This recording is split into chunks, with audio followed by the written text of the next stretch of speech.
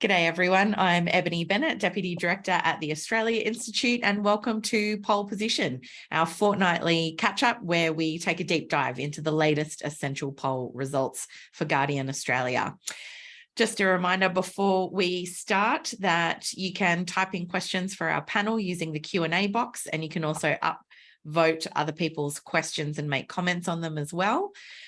Please keep things civil and on topic in our chat or we will boot you out. And finally, a reminder that this is a live event. It's being recorded and the video will be available either later this afternoon or tomorrow on australiainstitute.org.au or on our YouTube channel. And it should be going up as an episode of Guardian's Australian Politics podcast tomorrow morning. And for those of you listening from the podcast, you can find all the essential poll results at essentialreport.com.au. I'd like to acknowledge that Canberra, where I live and work, is Ngunnawal and Ngambri country, and pay my respects to the traditional owners and to elders past and present. Sovereignty was never ceded, and this always was and always will be Aboriginal land. You can find details of upcoming webinars at australiainstitute.org.au/webinars. You should be able to find those on our website. And as always, it's been a very interesting fortnight in Australian politics. I'm sure many of you have been tuned in to the Prime Minister's press conference. I'm not sure if it's still going or if it's finished up. That's on the Solicitor General's advice about former Prime Minister Scott Morrison's 5 secret ministerial appointments. I believe the finding was that those secret appointments had fundamentally undermined the principles of responsible government. So I'm sure we'll dive into that a bit. But also the Jobs Summit is coming up in about a week. And in other news, Minister Plibersek has backed a fertiliser plant in Western Australia on the Burrup Peninsula that appears to threaten over 1 million, well, not all of them, I'm guessing, but it's home to over 1 million petroglyphs that date back many, many millennia. So lots of big issues. And to discuss all this and more, I'm delighted to introduce our panel. Today, we're joined by Sarah Martin, Chief Political Correspondent for Guardian Australia. She's thankfully filling in for Catherine Murphy while Murph is away writing the quarterly essay. Welcome, Sarah. Thanks for having me. And Pete Lewis, Executive Director of Essential. I want to thank everyone for coming along today. I'm really excited to get stuck in. Sarah, first to you. I know you've just come from the Prime Minister's press conference. Tell us about the last couple of weeks in politics. Well, I don't know if we can remember 2 weeks ago because the past week has just been so overwhelmingly dominated by the Scott Morrison secret ministry scandals. And it's sort of like the cold dead hand of the Morrison government's, reaching out from the grave and just for one final grand hurrah. So it has been a pretty extraordinary week. Obviously, the revelations were sort of first sort of mildly reported in the Australian just over a week ago. From a book called Plagued, which was sort of slightly a bit of a hagiography of Scott Morrison's handling of the pandemic. And in that, we learned that he'd taken over the health and finance portfolios. And then it was sort of quickly revealed that he had also taken over industry and resources. And then after Anthony Albanese launched an investigation, we learned that he'd also taken on Treasury and Home Affairs. So for those who haven't noticed this particular scandal unfolding, that's sort of the short version. But obviously, there's lots of questions still to be answered. There's interesting advice from the Solicitor General today, basically confirming that while the decision was legally valid, it fundamentally undermined responsible government, which I think we all sort of felt in our bones, and obviously had been the reason there'd been so much uproar about this move. So it has been a big week. Yeah, there's lots to get into, and as I mentioned, the Jobs Summit is coming up fairly soon. Pete, I wonder if we can get stuck in to the results here from today's Guardian Essential Poll. Just checking, is that working? Can people see that? You've nailed it, Ebony. Excellent. Got there eventually on the text. And apologies, we almost did a recall of our poll so that we could find out what people thought about the former Prime Minister, but we're already in the field. What we did have was kind of a different approach to testing leadership. So normally we ask around whether people approve or disapprove of the job individuals are doing as, Prime Minister or opposition leader. What we thought would be also interesting is just to get a general level of favourability. So this is not connected to doing their job. This is just sort of trying to get a sense of the vibe of some of our leaders. And we've put a few of them in the field, and it's interesting. So we're asking people to rate from 0 to 10 how they feel about our elected leaders, and these are the results. We've clustered them in kind of positive in the 7 to 10, neutral 4 to 6, and negative 0 to 3. And you can see here that, our Prime Minister, when he's not knocking back beers at gangs of youths, is seen as a net positive. 43% are sort of in that 7 to 10 range. Another 28% in the mid-range, just a quarter of people not really warming. You can kind of see some differences there if you're viewing, if you're listening to on the pod and you can't see the screen. Peter Dutton, as opposed to Anthony Albanese, in that 7 to 10 just has 26% of people that warm to the Dutton vibe. 34% in the 0 to 3 there.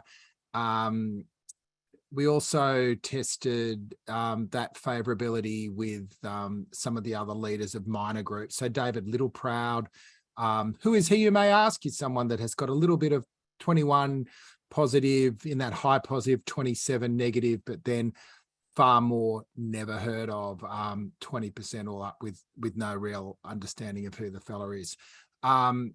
We also checked Adam Bant, Jackie Lambie and Pauline Hanson, just to have a sort of a fabric of favourability around the place.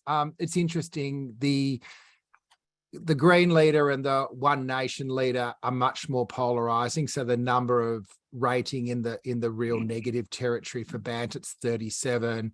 For Hanson, it's 48, as opposed to low 20s in the high range. And then you got Jackie Lambie, who is, we've always said she's a balanced character, but there's real balance.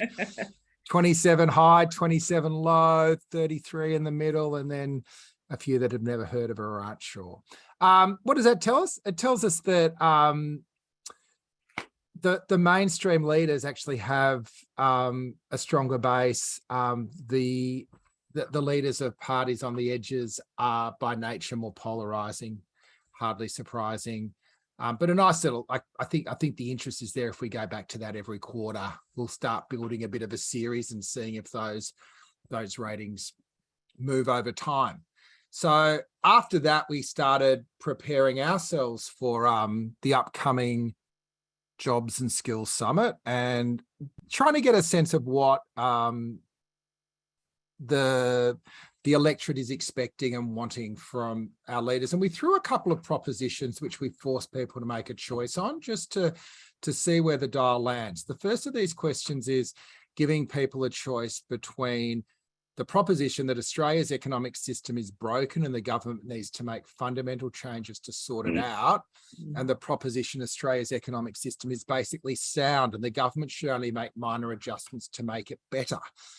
58-42 see the system as broken. And if you go to the next slide, Eb, what's really interesting to me is that this is not a partisan issue. 54% of Liberal voters see the system as fundamentally broken. 59% of Labor voters, 62% of Greens, 66% of those that vote for minor parties or independents. And it got me thinking about the summit, and I guess reflecting on this idea that we're rerunning the 1983 Jobs Summit that Bob Hawke held in the early days of his government, which was really the precursor to the opening up of the economy, underpinned by the Wages and Income Accord. And while a lot of people are saying this is kind of a rerun of that, it strikes me it's actually the opposite. What 83 was about was giving Australia, getting the social license to basically open the economy up and integrate with the global economy.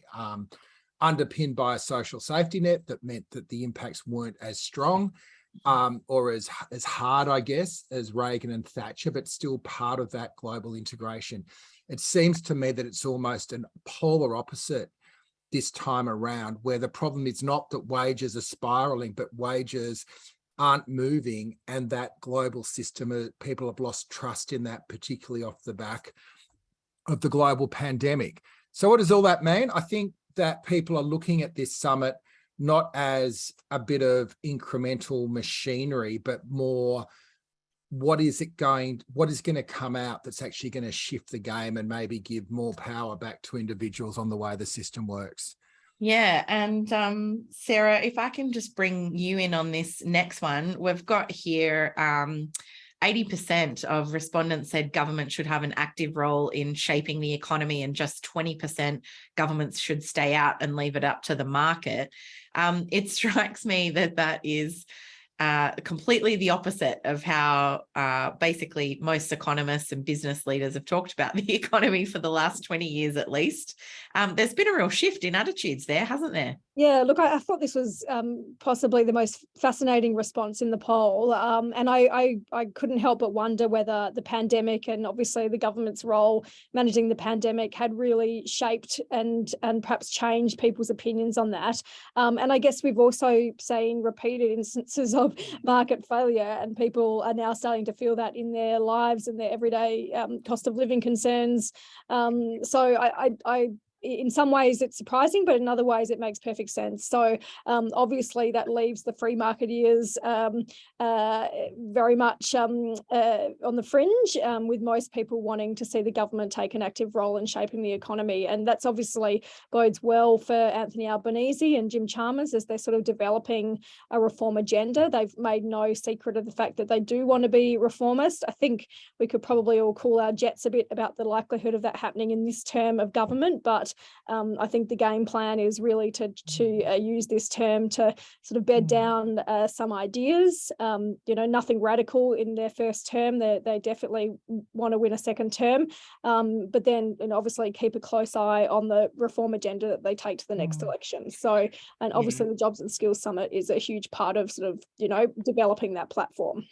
Yeah, and again, just to Sarah's point, I reckon for the last 30 years, reform has almost been, it has meant government moving out. Like reform has been deregulation, it's been smaller government. I think the whole nature of reform is shifting. And so if a reform agenda is to come up with a more ambitious role for government, that is that 180 degrees shift. And yet, as you can see on this, it's across all parties again.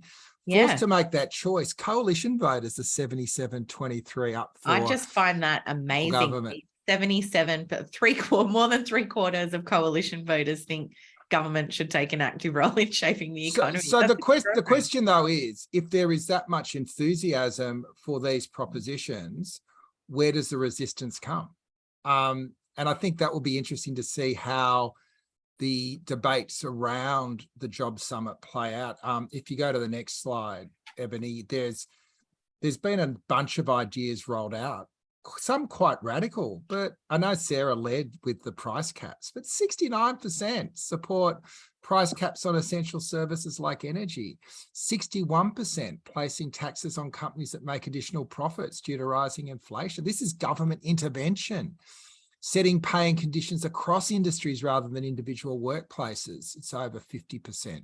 And the negatives on these are under 10%. Like there's minuscule opposition to these propositions. So they're not even, it's not even like we've got a 30-30-30, which is, those policy debates where, you've got two sides and undecided in the middle. Like it's one-sided. And the lowest one, and the only one that we've really flagged is going to happen, is the increase in skilled migration, which 47 and 18 opposed. But that is the only one of those elements that you would say are part of a neoliberal agenda. The rest of it is that idea of reform the way they used to do it before the 1983 summit.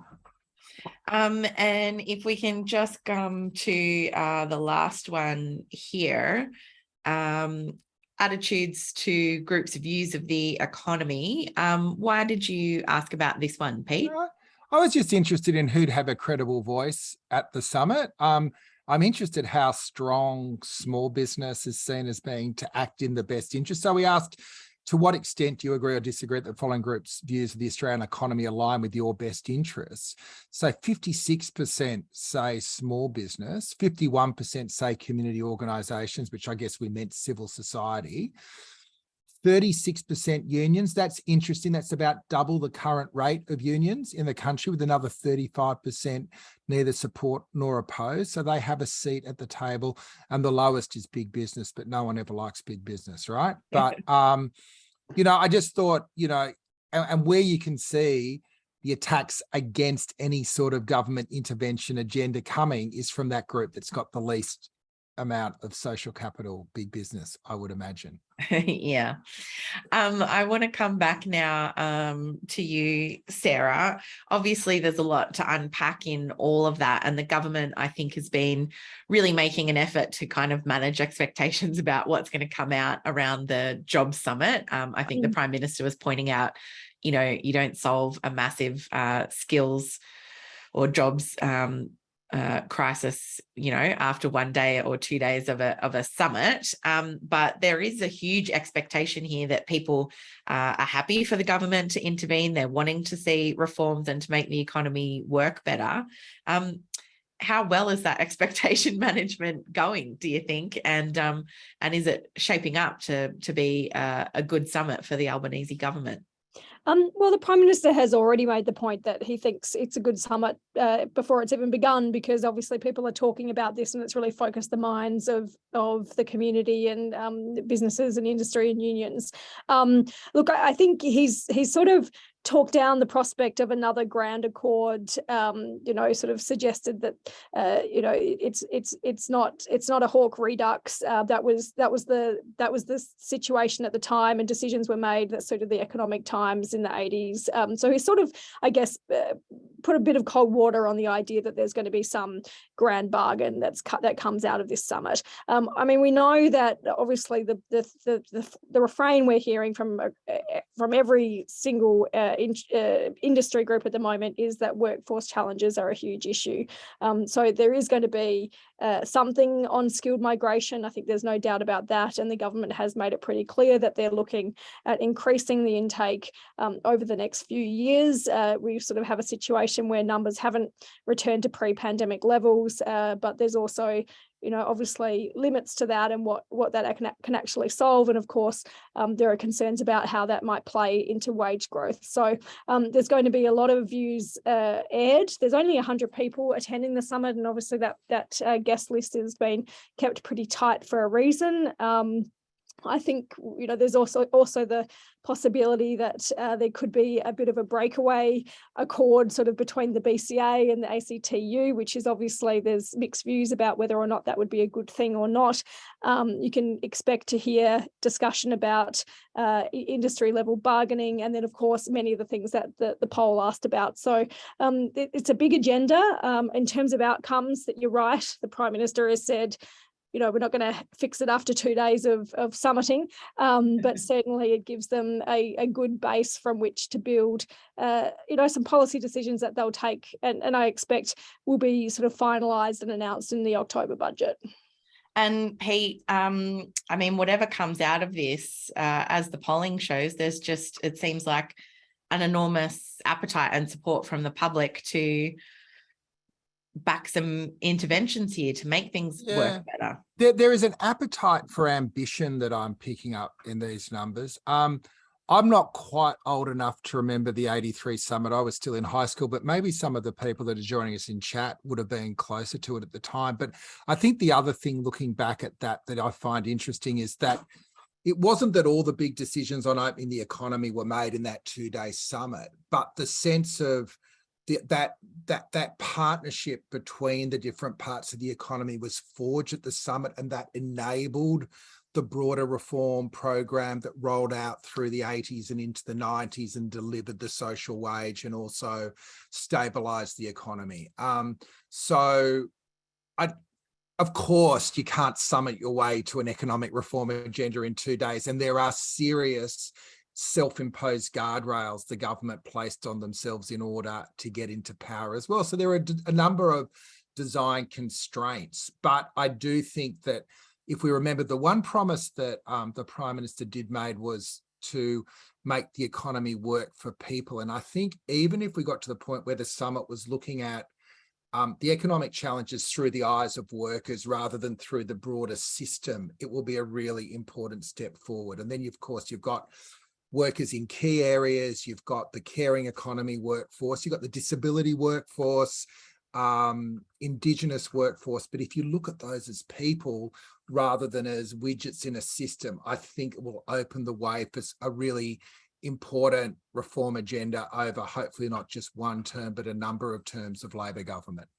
Yeah, and hopefully harnessing some of that ambition. The Australia Institute is running a revenue summit shortly after the Job Summit on the 6th of October, with the idea that, you know, there is a bigger appetite for public spending on services in particular. The government's got to resolve a lot of issues that, for example, came out of the crisis in aged care, looking at the problems with the workforce when it comes to childcare and how unaffordable that is.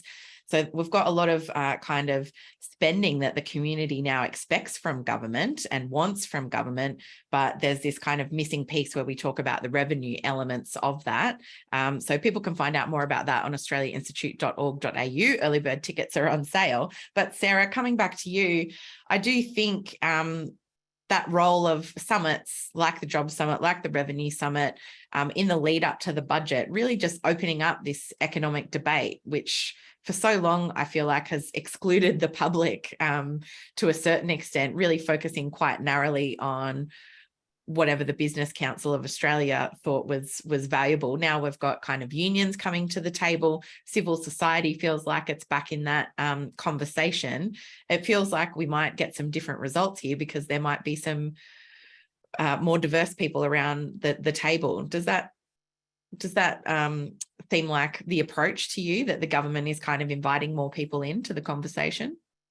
Oh, absolutely. I think very much the message that we're getting from the new Albanese government is they are in a listening phase, and that everyone is invited to put their views forward at this stage. And, you know, that's obviously very different to what we had under the Morrison government, where and the, you know, preceding coalition governments, in that you're right, they had very sort of narrow interests in their ear. There were a lot of community groups who felt that they struggled to be heard. Obviously, the unions didn't, you know, struggle to get a look in as well. So I think there is a view that you know, the government is hearing from everyone. Albanese has made it pretty clear he wants to be a consensus type of leader. I don't think he's going to, you know, suddenly turn around and you know, piss off the BCA or the big employer groups. He's not that kind of leader, I don't think. So he will be looking for areas of consensus to come out of this. You know, I think it's also fair to say that he's made it pretty clear that he's not intending to ruffle any feathers anytime soon. He's in a good position in the polls, as we know. He's you know, when he's been asked about major reforms, things like super profit tax, things like winding back the stage 3 tax cuts, he's been very clear that he's not for turning on any of those big picture things at this point. Whether or not that changes after the summit, and maybe after your revenue summit, he'll reconsider. But I think it's pretty clear that he's sort of treading softly, and, you know, I don't think we're going to get any sort of major dramatic reform, but I think we are going to at least have the government listening to a range of stakeholders, and I'm sorry to use that word. Yeah. One of the other points that Francis has made in the chat, Ebony, is that the 83 summit was also part of a conversation. You remember Keating as treasurer having really detailed and quite sophisticated conversations with the public about what the economy was and how it worked. And if you think the last time Labor was in power, one of the areas they hit the rocks, I think, was that they jumped to solutions without spending time talking about the problems. And the other part of the summit that's coming up is very much about marking what the problems we're trying to solve are, so that it's not just a cookie cutter, we need to make the economy grow faster, or we need lower interest rates, or we need lower unemployment. Is what are the problems that we want the economy to be serving? And if we can get that right, and if Labor can get that right, then they can open up a mandate for more ambitious economic reforms that are not about government walking away, but government taking responsibility again into their second term. Yeah. Sarah, I want to come now to integrity, I guess, because of the 5 secret ministerial appointments and other thing that's kind of a hot topic. The opposition is obviously trying to downplay the seriousness of it and kind of say this whole reaction's a bit overblown. But the finding that it has seriously undermined the principles of good governance is not a small finding. And I think it's very valid to look at this and be like, well, we have to prevent something like this from ever happening again. What are we expecting out of the Solicitor General's advice today, and then a potential, investigation or committee through Parliament looking into this a bit more? So what Anthony Albanese has said today is that in addition to the Solicitor General's advice that he has received and now reviewed, is that they're going to establish another inquiry, which will really sort of thrash out some of those questions, and also come to the question of what loopholes need to be closed, and that will provide obviously Parliament a basis on which to act to ensure that this can't happen again. And obviously this was not illegal. It was a constitutionally valid thing to do. It just was without precedent, and obviously went against matters of convention. So it's obviously, this is just one sort of step in the process. In terms of consequences for Morrison, that's obviously still the issue that we have, and that there's no sort of clear pathway to sort of hold him to account for these decisions. Obviously, there's the prospect of him being referred to the Privileges Committee. There's a prospect of him facing a censure motion in Parliament. The problem with the Privileges Committee referral is that notifying Parliament of the ministerial changes is, again, it's a courtesy, it's a convention, it's not a requirement of the Parliament. So there's sort of a lot of grey area here, which clearly the government has flagged it wants to fix to ensure that this is not open to interpretation, is not subject to the whims of the government of the day, but is something that is not just sort of a constitutional convention, but something that is actually a legal requirement, so that obviously this can't happen again. Yeah, because it does make you realise how much of the Westminster tradition relies on convention. It relies on people doing the right thing, essentially. And I think this has been really revealing in showing all it takes is one person, acting in secret to upend the whole system of accountability. It's a bit alarming, to say the least. Yeah, and look, there's obviously still questions about the Governor General's role in this, the people within the department who knew about this, who obviously that convention required them to have that information made public. So clearly people did know about this. It wasn't just Morrison, in a room by himself signing the administrative order and making the decision not to publish it himself. There were other people involved. So I doubt we're going to see accountability from all the people who are involved, but certainly it's not going to go away anytime soon. There's still this inquiry to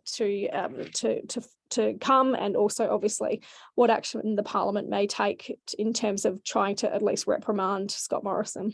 Yeah, because this idea that it wasn't illegal, I find to be just appalling. The idea that that's the bar that we have to clear is so low. It's not illegal. But I think also there's other integrity issues around. The Australia Institute and the Grattan Institute more recently have done a lot of research into kind of grants with ministerial discretion being really skewed towards political outcomes instead of decided in the national interest. People can find that on australiainstitute.org.au about grants with ministerial discretion. lots of money going to coalition seats, not so much outside of that. Political appointments to the AAT. And Sarah, obviously, we've got expecting draft legislation for a federal ICAC to come in soon. But again, with this stuff and corruption in general, it's not necessarily illegal, is it? So it's not clear that this kind of stuff would end up with a federal ICAC that's supposed to be looking into kind of serious and systemic corruption. So like a lot of places for integrity to go, and a lot of, I suspect, members of the parliament very interested in keeping these issues front and centre. Yeah, absolutely. And it is those grey areas that you talk about, which is going to be very interesting to see how the bill that is being prepared by the Attorney General, Mark Dreyfus, will address some of that. I mean, they've obviously suggested that they want port barrelling to potentially be under its remit, but how they actually do that and still allow themselves to port barrel when they want is going to be very intriguing to watch. Yeah, absolutely. I can see that we've got more than 660 people on the line with us. Thank you so much for joining us today. We're going to go pretty soon to questions from the audience. The first one that I've got here is from John Knox, and he says, as reported on ABCRN this morning, with 90% of our fuel supplies potentially impacted by issues in the South China Sea, would it be a good idea to seriously push the uptake of electric vehicles to provide energy security and stop pumping big dollars to the fossil fuel majors? Sarah, we had that big EV summit just on Friday. And I believe an announcement on fuel efficiency standards there. Yes, that's right. So it is certainly on the government's agenda. We know, so basically what Chris Bowen announced last week is that they'll be releasing a discussion paper about the National Electric Vehicle Strategy and how that's going to work, and also obviously looking at the issue of fuel efficiency standards. So this is something that Australia has been lagging on for some time. We know that we've sort of been a dumping ground for cars that wouldn't meet the efficiency standards of other countries. So this is something that I think the government is playing a bit of catch up on. In terms of, the point about our fuel security, that's also something that's on the government's agenda as well. But yes, certainly something that the government's determined to do something about after it's sort of been, raised as a concern, but not much happening in that space for some time. Yeah, and Pete, fuel security is kind of one issue, but obviously we've got all those cost of living pressures with the price of petrol going up a lot. It seems to me like that's an issue that's got a lot of legs because it reaches out on a whole lot of different fronts for people. Yeah, and a whole lot of challenges for the government. The long-term answer is clearly, as the questioner put it, energy self-sufficiency and cars running off a renewable grid. Terrific. In the meantime, you've got the fuel excise that's taking a little bit of heat out of the cost, and that's due to be lifted in the next few months. You've got shortages, not just of gas, but other fuel sources as well. And we've basically got, to the questions that we were asking earlier, an over-reliance on a global economy where the supply chains have become brittle, not just through the pandemic, but particularly through the pandemic and the geopolitical circumstances. And now we go, well, where's our interest being looked after? And the 40 years of economic reform has made us inter-reliant on a world that's becoming increasingly unreliable. Yeah. Yeah, the Australia Institute looked at this a little while back, and our fuel security, particularly our liquid fuel security, we're heavily reliant on imports, which was, I think, the point being made today, but also our reserves are located not in Australia, they're overseas. So not exactly easy to get to in the event, that something were to happen with those supply chains. There's a lot to unpack there, but encouraging to see a bit of movement after a decade of, it's going to ruin the weekend and stuff. But going back to problem and solution, I think people are genuinely shocked when they are given the information at how short our window of energy self-sufficiency is. Yeah. And so that, rather than jumping to the solution, just staying on that problem and embedding that in the public's mind opens the way up for more rapid transition of EVs so that we don't become the dumping ground, right? Yeah. So I think when we did it, which was based on figures in, I think, financial year 2018, Australia had about 20 days worth of fuel at the time. So yeah, it's quite stark when you put it to people, like that. What else have we got? So a couple of questions here, Sarah, following up on the secret ministerial appointments. One asking about the Governor General and has his role been compromised? That's not kind of something that we've touched on until this point. Can you tell us what you know about that? Are there serious people kind of calling for his resignation, or is there a view that the responsibility really lies with the Prime Minister, the former Prime Minister? No, I mean, I guess like all the constitutional experts are saying there aren't really sort of questions for the Governor General here. He sort of followed what he was supposed to do. He signs off on these portfolio allocations routinely for things like when people go on leave, or if there's a minister who has a conflict of interest, say, and another minister has to take over their portfolios for, or even just particular legislation from within that portfolio. So the Office of the Governor General has made it very clear that that decision was up to the government. After several days of these stories being reported, the Office of the Governor General issued a further statement saying they had no reason to believe or no reason to doubt that the portfolio allocations would be made public, because they assumed it was happening as a matter of course. Now, obviously, there's a sort of internal process that takes place with that involves the Department of Prime Minister and Cabinet. Scott Morrison wasn't going down to Government House and sitting in a chair and putting his hand over a Bible and being sworn in the traditional way. So, I mean, I guess the issue is whether there was not a sort of lack of curiosity on the part of the Governor General as to why this was happening in a way that certainly did not seem to meet with convention. We don't know yet whether he sought any further advice about that. I mean, sure, I guess we accept the argument that in 2020, when those portfolios were first taken over, that perhaps at the time, obviously early in the pandemic, perhaps the Governor General just thought it was a matter of routine and was going to be published in the normal course of events. But then obviously in 2021, when Morrison also took on Treasury and Home Affairs, I think that raises more questions about the process and why at that point the Governor General didn't seek further legal advice about whether or not that should be made public, or if he'd noticed that it hadn't been made public in previous instances. If he was just sort of signing these off and sending them back to the department, had he not noticed that they weren't made public? I mean, that's sort of something we don't know the answer to at this point, but maybe this further inquiry will get to the bottom of that. Yeah, and just sticking with this issue for a minute, what about the lack of curiosity from the former Deputy Prime Minister, who kind of was made aware of this? And on Insiders, I was kind of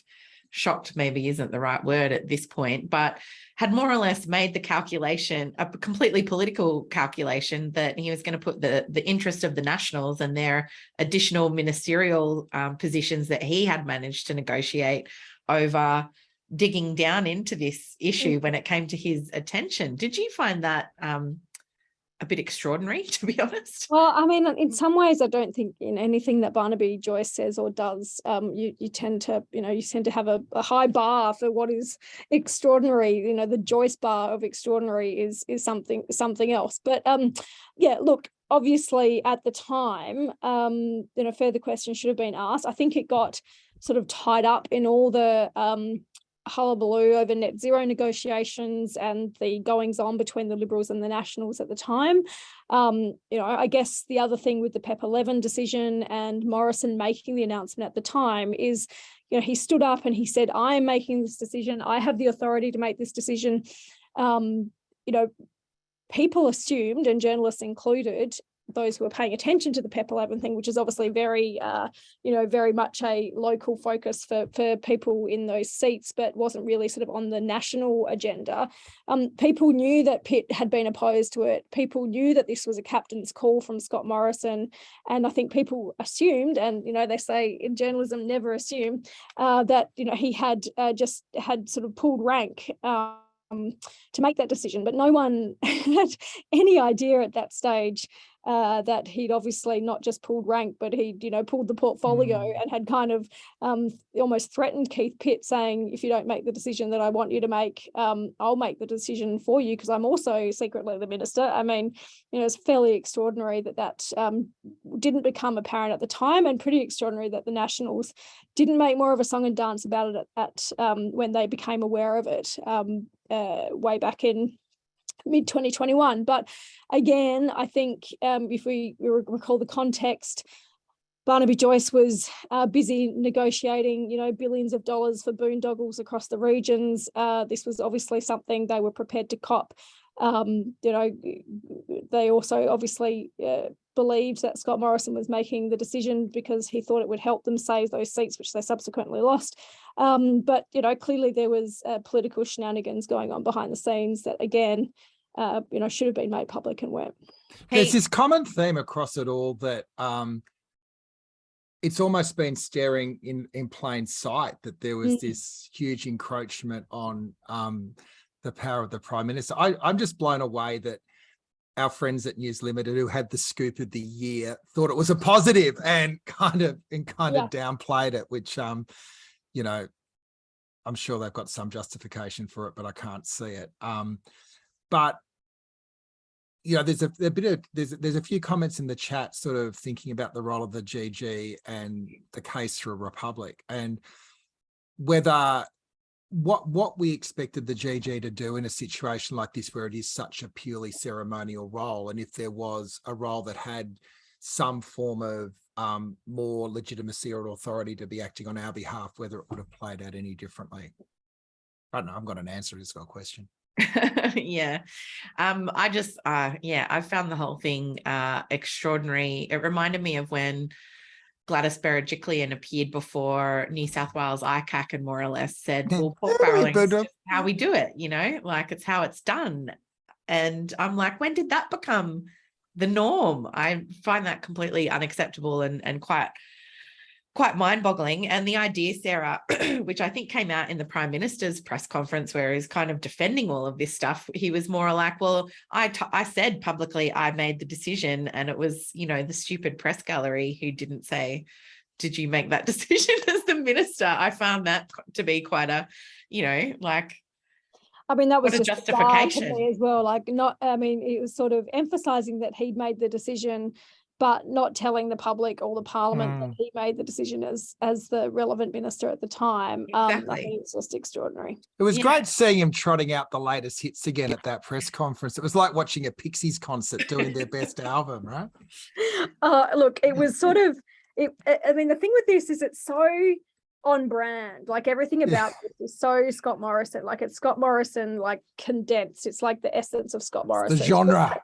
Yeah, it's like, we should have seen it coming, because it's just it's so it's very much him. But just back to your point, Eb, about stupid media who should have been aware of the intricacies of the Offshore Petroleum and Greenhouse Gas Storage Act 2006, which I just had to quickly Google so I remembered the name of it. It was sort of who is following closely who the joint decision maker is under that act, and it was but yes, Scott Morrison would never take responsibility for something, and that press conference was just absolutely true to type.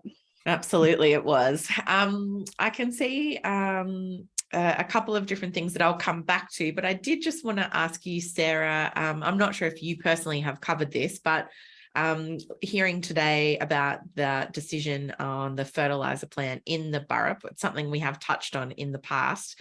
And I feel like a lot of the focus of the parliament and Minister Bowen has been around climate, but actually Tanya Plibersek bringing out the State of the Environment report that had more or less been buried, and highlighting how awful the situation is, whether it's for species loss or other things. But it also brought to mind the Juukan Gorge controversy, the role of proper consent from the traditional owners and things. And this is a project that more or less touches on a whole heap of those issues. I believe there's still a couple of things for the minister to consider, but it sounds like it's going to go ahead. How much do you think projects like this are going to be both a threat and an opportunity for the Labor government, where, you know, she's acted quite decisively around the Clive Palmer coal mine issue because it's close to the Great Barrier Reef, but 60,000 years of heritage isn't enough to kind of knock over a fertilizer plant. You know, there's some real dangers here for a Labor government, isn't there? Yeah, absolutely. And look, I guess you know, if we can say that a good thing came out of the Juukan Gorge decision, it's that this is now very high on people's sort of you know, people are very watchful and mindful that this sort of destruction is not repeated. Obviously, Tanya Plibersek was grilled about this decision this morning, and she basically said that she had been given assurances that the relevant rock art could be moved without to other parts without too much disruption, and that was sort of on the advice of this group of elders representing some of the Indigenous groups. However, obviously that's not a consensus position. There is still division and a lot of, you know, heightened sensitivities given what we saw happen with Juukan. So it is a highly fraught area. I think Tanya, I think we should be pleased that it's on Tanya Plibersek's desk to consider, because she's obviously someone who will consider it closely. But yeah, this is going to be an area that I think, you know, rightly the government is going to tread very carefully around and ensure that we don't see the repeat of the type of you know, dreadful destruction that we saw with Juukan Gorge decision. Yeah. Pete, there's a question in here about the case for a republic in the light of the secret ministerial appointments. Have you polled that lately?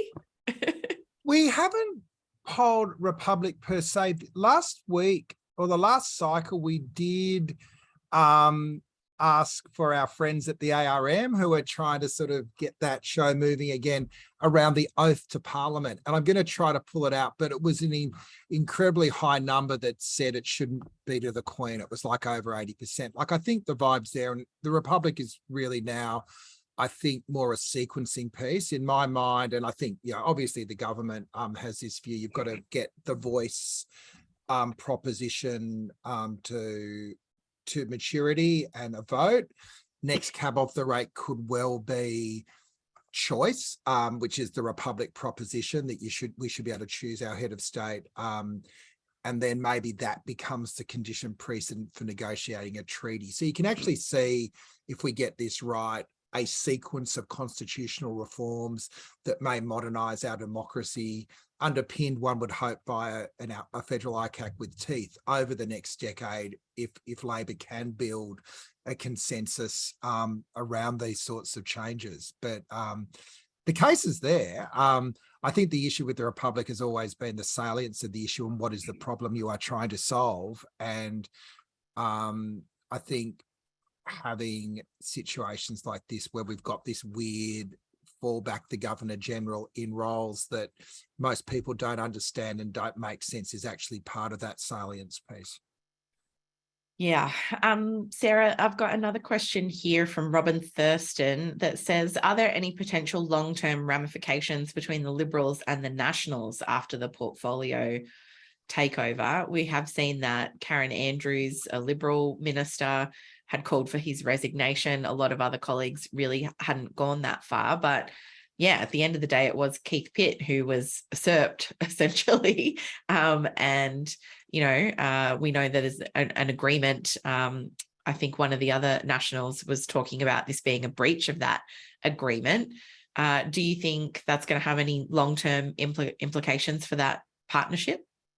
Look, it may just degrade the trust further between the two parties, which is, is not high at the best of times.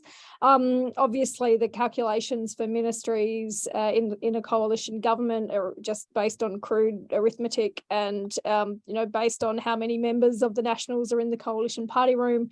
That determines how many spots they get on the front bench. So I don't think so.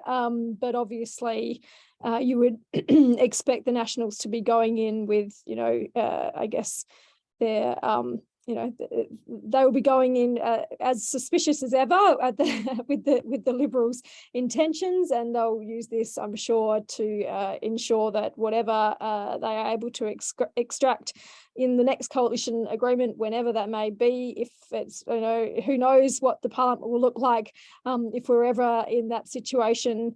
At least I don't see it happening in the short term, but it really depends on the numbers. I mean, the Nationals obviously did a lot better than the Liberals at the last election, and the Liberals' numbers were quite diminished in the party room now. So, in terms of long-term ramifications, I don't think so. But perhaps just, as I said, increases the level of distrust between the two. Yeah. Another question here is from Sophia McGrain, and she asked what effect the Morrison government's brief flirtation with lefty economic intervention during early COVID might have had on the shift in public opinion, which I think you kind of referenced, Sarah. But Pete, we had free childcare for a period of time. We had a wage subsidy scheme that the unions had pushed super hard for in JobKeeper. We doubled the unemployment benefit and lifted tens of thousands of people out of poverty overnight, after which we then plunged them back way below the poverty line. But there were some serious interventions there. Is those polling results that we've gone through today, how much can we link that back to some of those big interventions during the pandemic? Weren't they trendsetters? Absolutely. And it was interesting that when it was no longer an academic argument, but there was a real crisis, government needed to do the things that people want government to do all the time. And this is saying, and I think the other interesting thing to reflect on was that was the moment where the public was behind Morrison. And then there was this rush to snap back to normal, and normal meant government staying out of the way, letting the market rip, building up the fossil fuel sector, all that stuff again. What we're seeing here is that people are saying, no, we don't want to go back to the way things were. And in fact, I sort of read it more fundamentally that I think if you look around the world, the crisis is, in many ways continuing. It's not like the pandemic's over, and it's not like budgets are repaired, and it's not like trust has been restored in our institutions. And that moment where we thought government was doing the job, like, why shouldn't people expect that to be the normal? The problem, of course, is, as we said earlier, without a secure base to fund that, it does become a little bit performative. So